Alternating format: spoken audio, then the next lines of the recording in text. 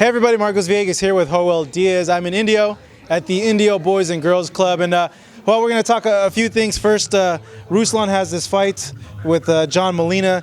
Give me what's your initial impression of how the fight will go for Ruslan?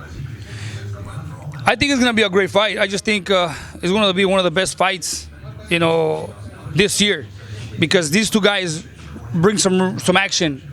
Their styles is going to be all action from the beginning, and I just think it's a great fight for Ruslan. Besides other opponents that they were offering, because Ruslan is a come forward fighter, and he's there to make it a war from the beginning, and Molina's the same way. So it's gonna be a great fight. I know it's gonna be a tough fight because Molina has a reach, has the height, but we're gonna work on that as soon as he gets to camp.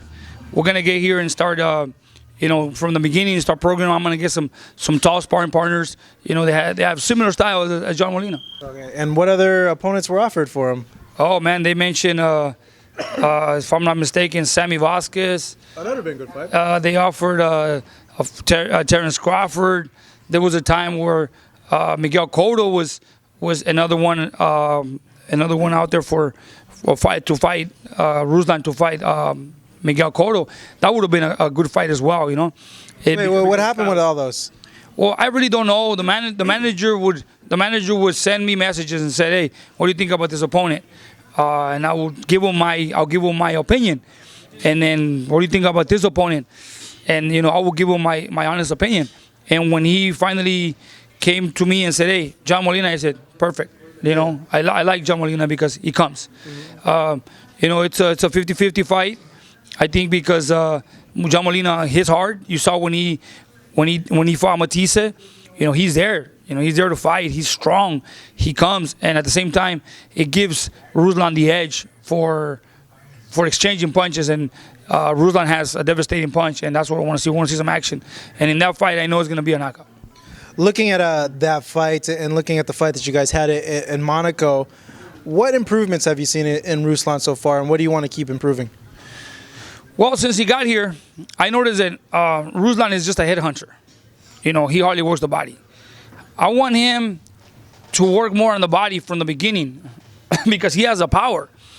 And, a little more head movement. There's really not an impressive way to change a fighter like Ruslan, because Ruslan is a fighter that once the bell rings, he wants to go over there and just knock you out. Mm-hmm. But I want to keep reminding him to move his head a little more. Defense. Use a little more defense, more head movement, apply the pressure, work the body more.